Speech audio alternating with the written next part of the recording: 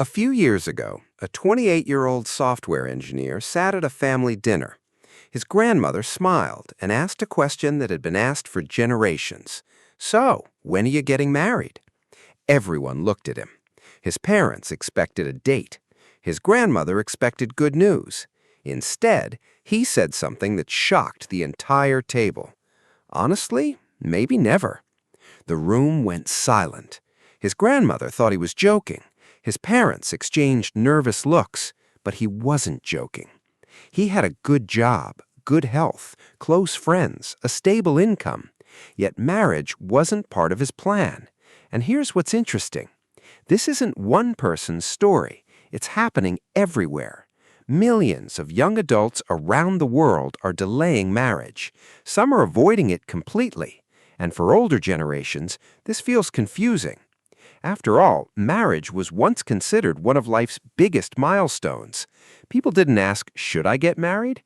They asked, when should I get married? So what changed? Why is an entire generation questioning something previous generations accepted without hesitation? And maybe an even bigger question is this: are they rejecting marriage, or are they rejecting the version of marriage they grew up seeing? Exactly. Because once you look deeper, you realize this story isn't really about marriage.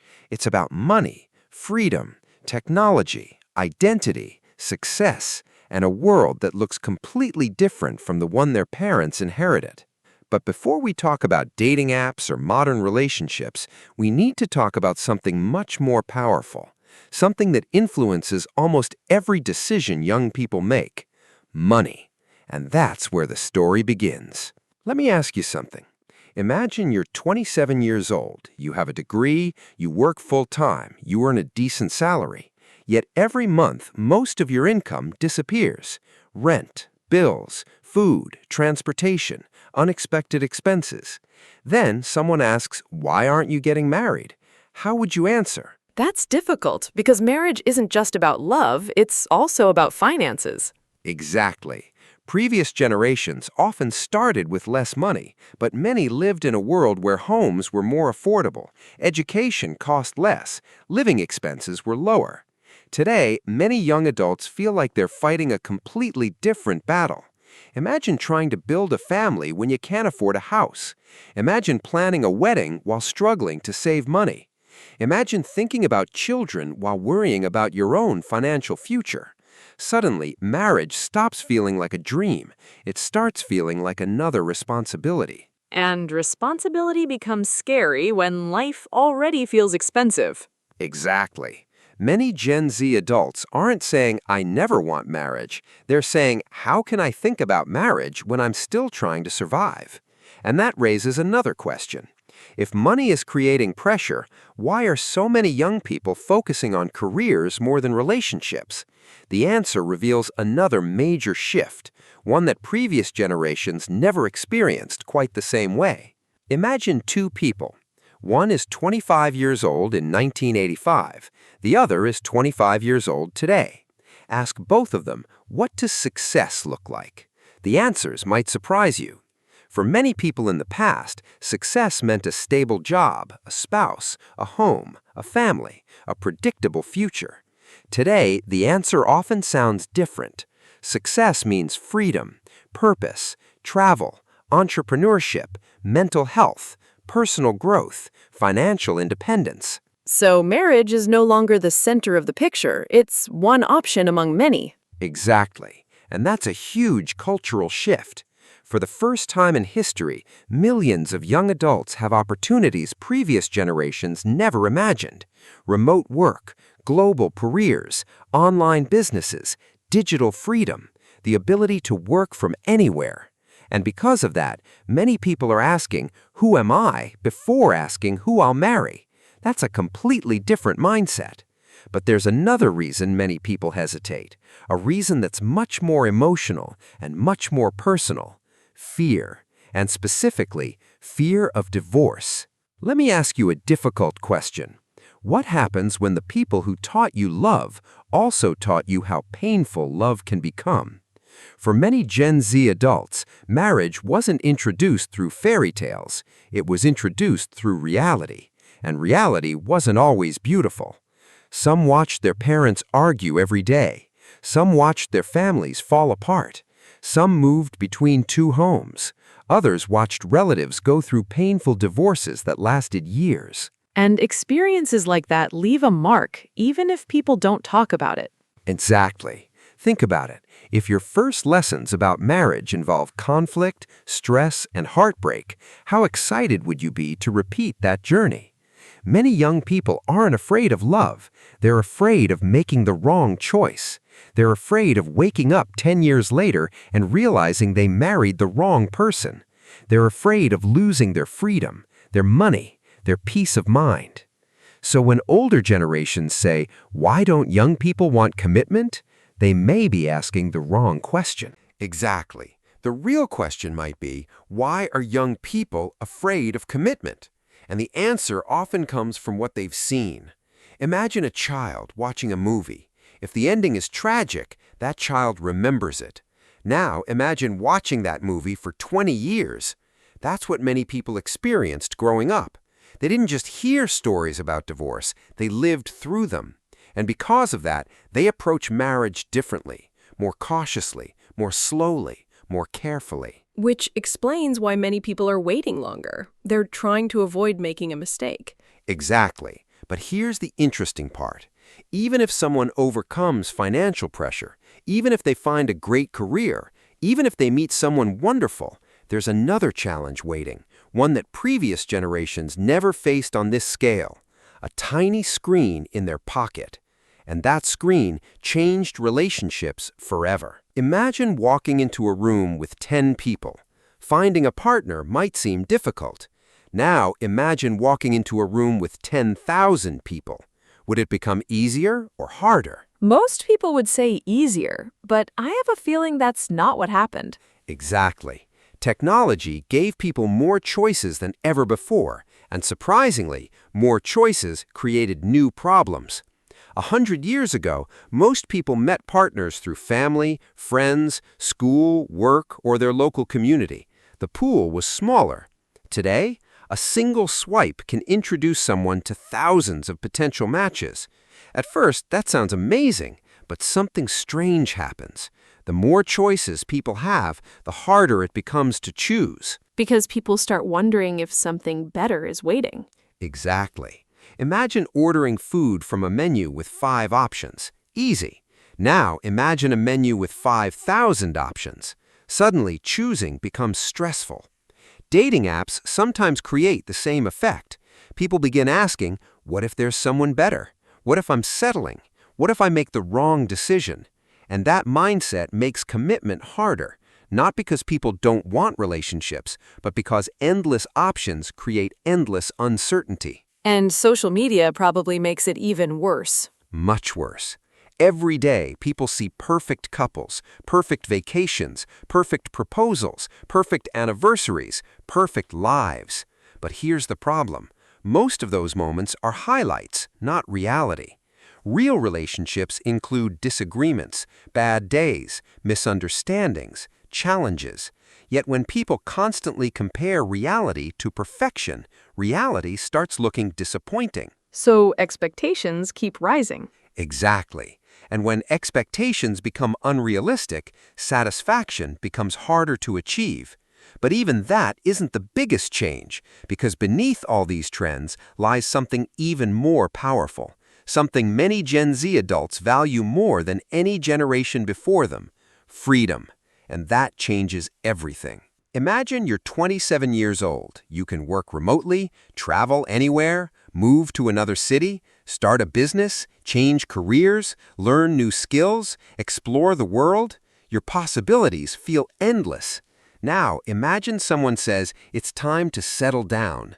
How would that feel? For some people, exciting. For others, limiting. Exactly. And that's one of the biggest differences between generations.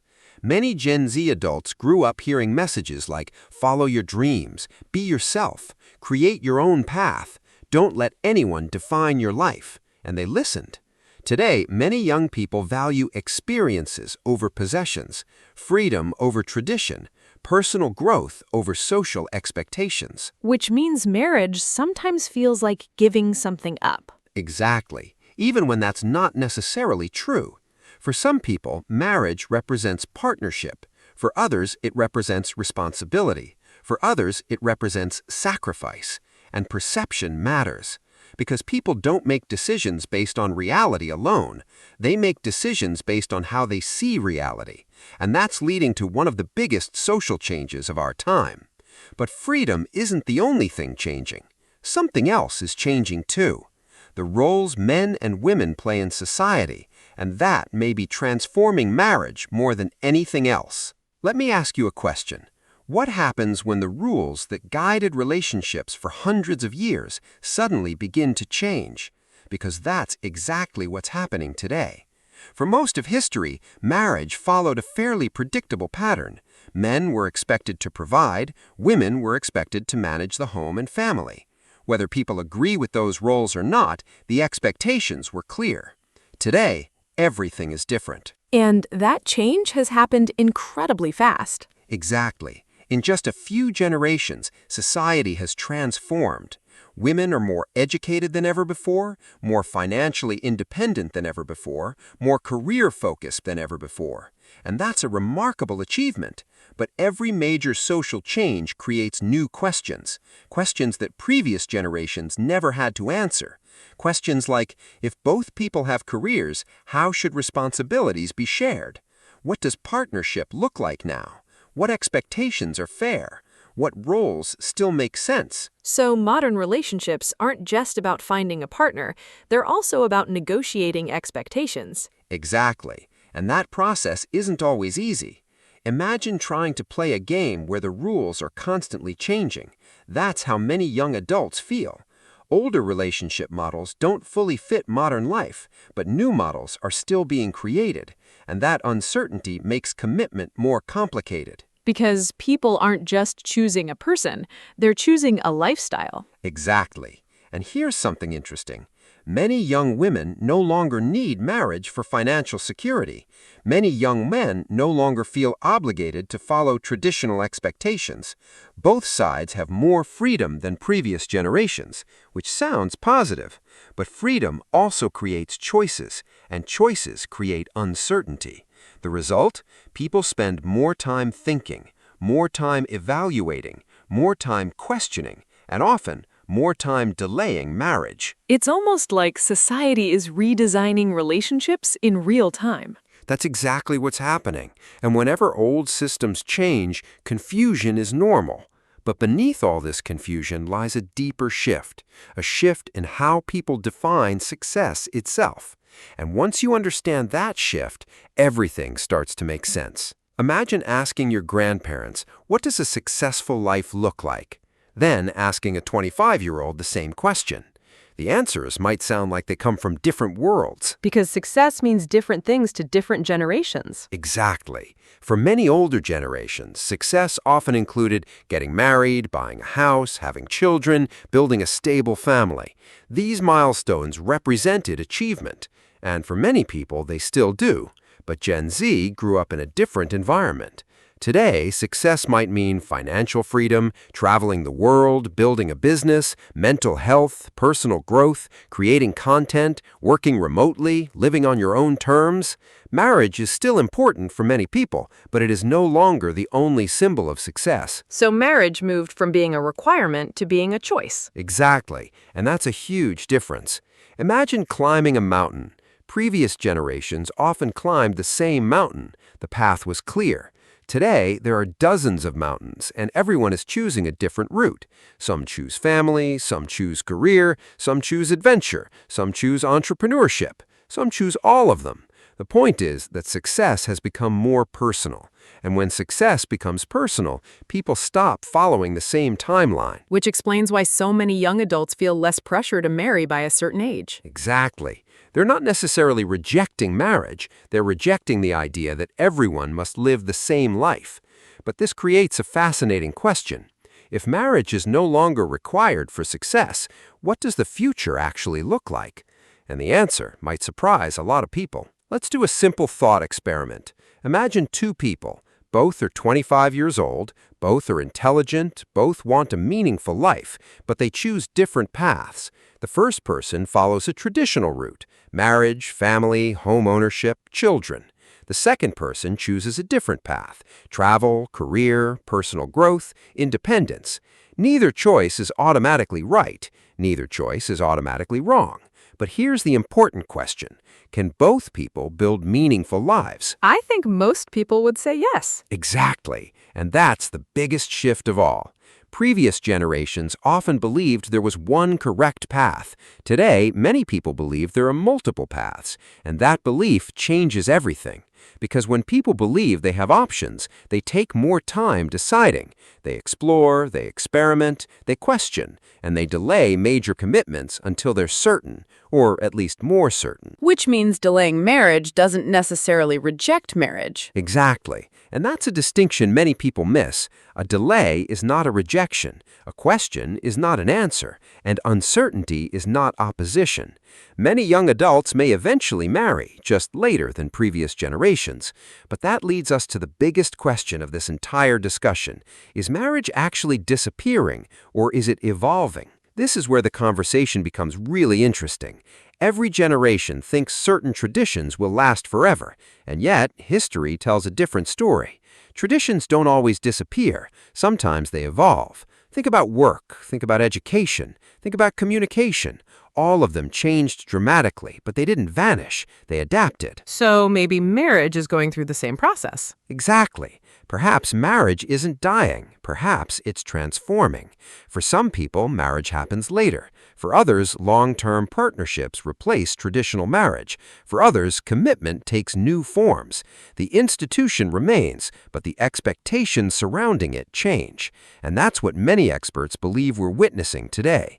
Not the end of marriage, but the evolution of marriage. That's a very different perspective because one story is about collapse, the other is about adaptation. Exactly. And adaptation has always been part of human history.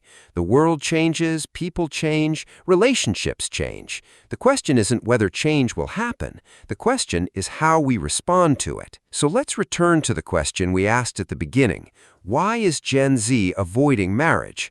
After everything we've discussed, the answer is clear. It's not one reason, it's many reasons. Financial pressure, career priorities, fear of divorce, social media, dating apps, independence, changing gender roles, different definitions of success.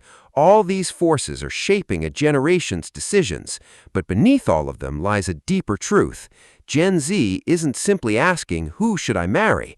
They're asking, what kind of life do I want to live? And that question changes everything. Because once people start asking that question, marriage becomes part of the conversation, not the entire conversation. Exactly. And perhaps that's what older generations sometimes misunderstand.